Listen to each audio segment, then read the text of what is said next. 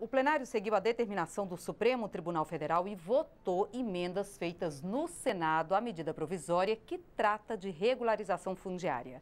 O texto regulariza a propriedade de terras tanto em áreas urbanas quanto rurais, mas um grupo específico de emendas fez com que a MP fosse parar na esfera do Poder Judiciário. A gente conversa agora com a repórter Dini Moraes, que fala ao vivo do Salão Verde e tem outras informações. Dini, diferentemente da primeira vez que essa medida provisória foi votada, hoje houve muita obstrução no plenário, né? Boa noite. Boa noite, Jaciene. Boa noite a todos que nos acompanham agora ao vivo pela TV Câmara. De fato, hoje teve muita obstrução, viu, Jaciene? Não pela medida provisória em si, não só, né, pela medida provisória em si, porque ela também é polêmica, mas também pelo clima político.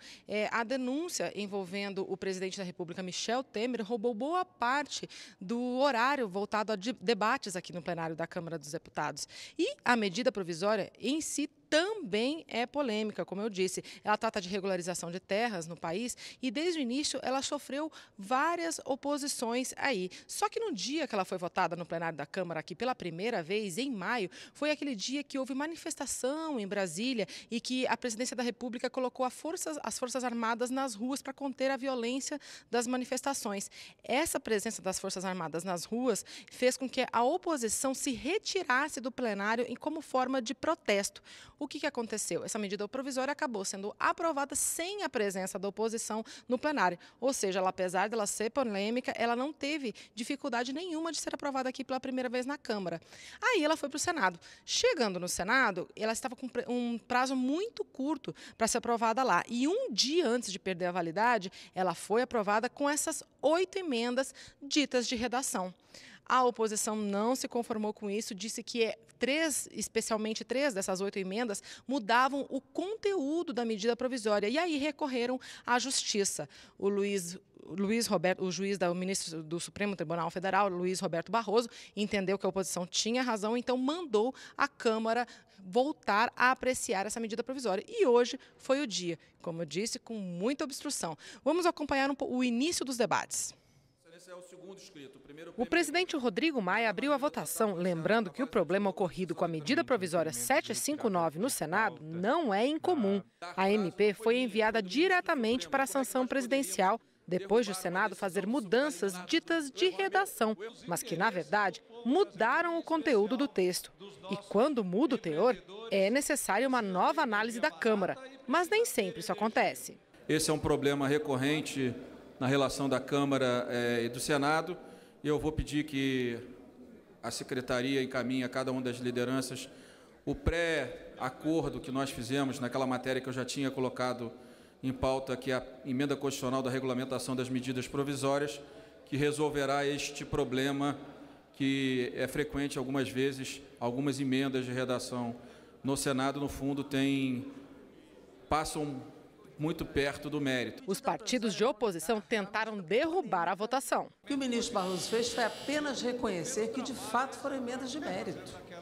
O prazo se extinguiu. Essa medida provisória, é bom lembrar, é uma medida polêmica, demorou muito tempo para ser votada, havia interesses nessa medida provisória, foi muita polêmica, ela acabou sendo votada no dia, inclusive, da ausência da oposição, nós lembramos disso.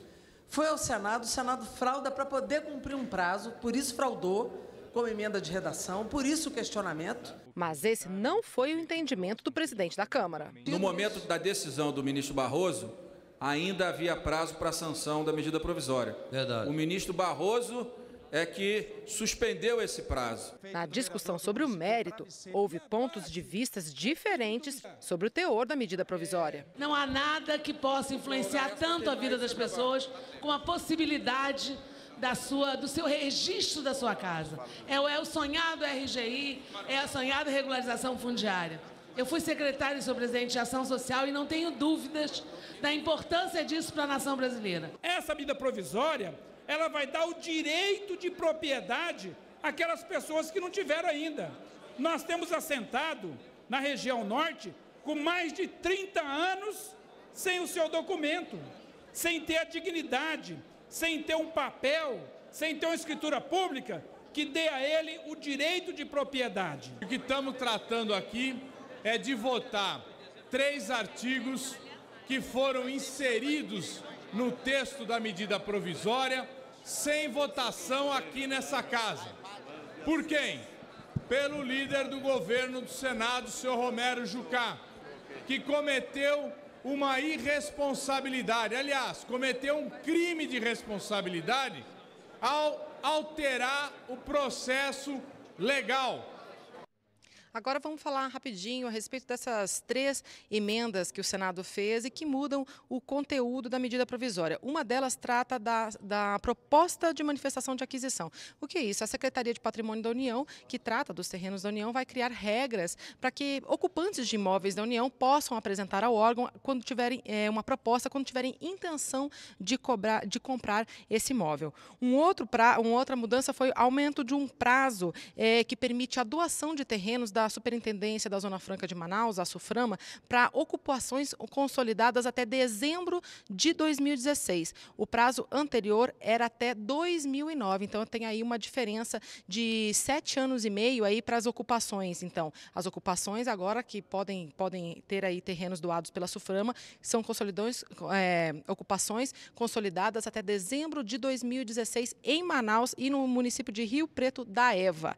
Bom, o outro e o mais polêmico deles é a questão do condomínio urbano simples. Essa figura do condomínio urbano simples veio ser criada por essa medida provisória e é a permissão de que em um mesmo terreno, quando há mais de uma casa em um mesmo terreno, por exemplo, cada casa possa ter um dono diferente. Essa previsão, ela inicialmente do texto que saiu aqui da Câmara, era só para ocupações irregulares. Chegou lá no Senado, o relator, senador Romero Jucá, disse que a pretensão nunca foi essa e sempre foi estender isso tanto para ocupações regulares quanto para ocupações irregulares. E foi assim que ficou, então, se estendendo aí a todos, então permitindo que todos que tenham casas ou várias casas em um mesmo terreno possam aí criar esse condomínio urbano simples, que é uma nova figura aí que vai existir agora no Brasil. Jaciene.